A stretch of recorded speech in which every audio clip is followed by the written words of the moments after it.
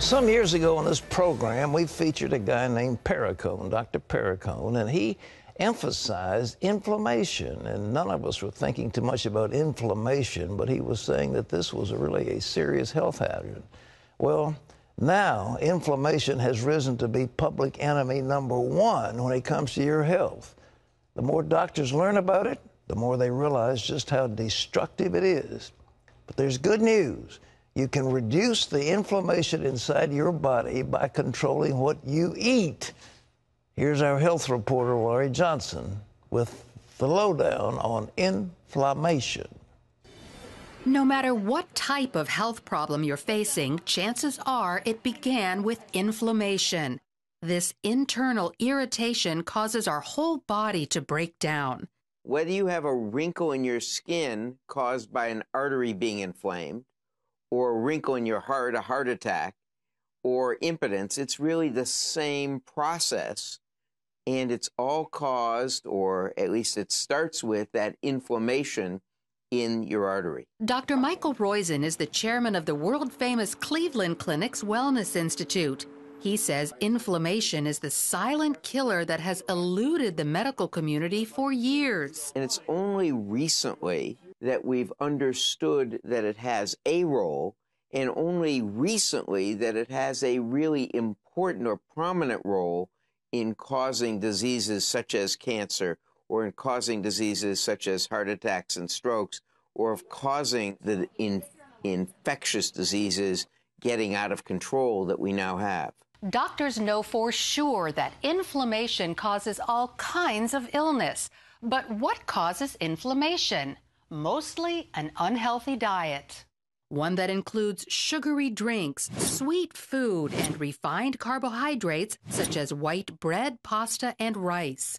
Also, hydrogenated oils, also known as trans fats, found in packaged foods, fast food, margarine, shortening, and most peanut butter.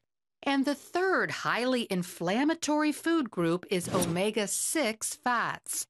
Causes your arteries to get inflamed, causes your immune system to get inflamed, and decreases your ability to fight infections, decreases your ability to find cancer cells and get rid of them before they cause cancer, and increases inflammation and atherosclerosis in your arteries. So that's the omega-6s. Unfortunately, omega-6 fats are everywhere. We cook and bake with them. They're in packaged food, fast food, and restaurant food. But if you know how to spot them on the store shelves and in the list of ingredients, you can avoid them. Omega-6 fats are vegetable oils, such as soybean oil and corn oil, but also peanut oil, grapeseed oil, cottonseed oil, safflower, and sunflower oils. So even though a certain food may contain 0 dangerous trans fats, it may still be a bad choice because it's loaded with inflammatory omega-6 fats. A good example of this is store-bought salad dressing and mayonnaise.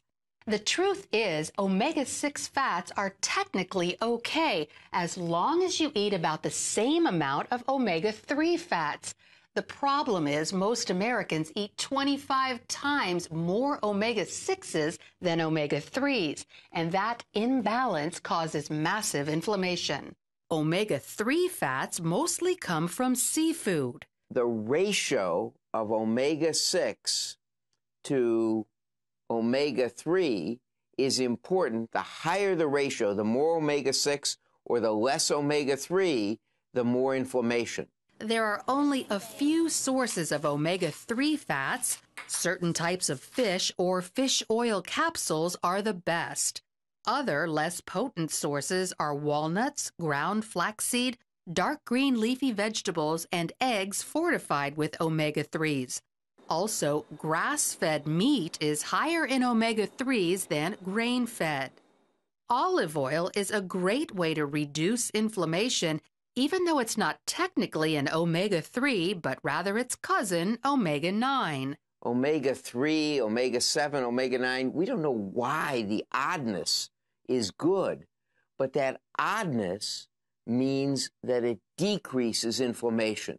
But be careful not to get olive oil too hot. What happens with all the oils once you get above their smoke point is you denature them.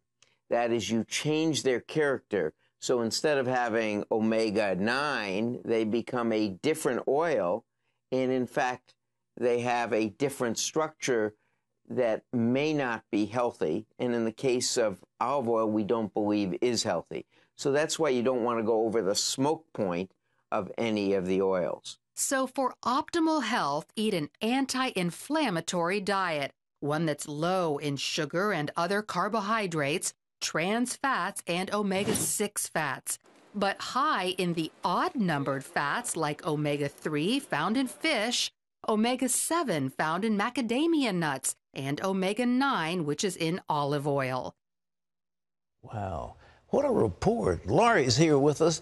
Laurie, what you and Dr. Roizen are saying is that the American diet is just loaded with things that kill them. Absolutely. And you know, it's been said that 80% of the disease and illness that we face today is because of poor lifestyle choices. Yeah. So if we can get on this anti-inflammatory diet, I guarantee people will live healthier lives. Hold on, you don't know it's there. I mean, you're eating along and you go out to a fast food restaurant and you have a meal, you think, okay, this is cool. Right. But what they're doing is making your arteries inflamed? Absolutely. And fast food, restaurant food, and packaged foods, the processed foods, those are the big three to avoid. You know, I must say, I used to think that safflower oil was one of the good guys instead of the bad guys, and now you all are saying that it's not really a bad one, but it's got to be in balance. Absolutely, that's true. Right, we were told that these certain oils were heart healthy, but we are eating way, way too many of them, and that disproportionality is what's causing massive inflammation, so we need to stop eating so many of the omega-6 fats.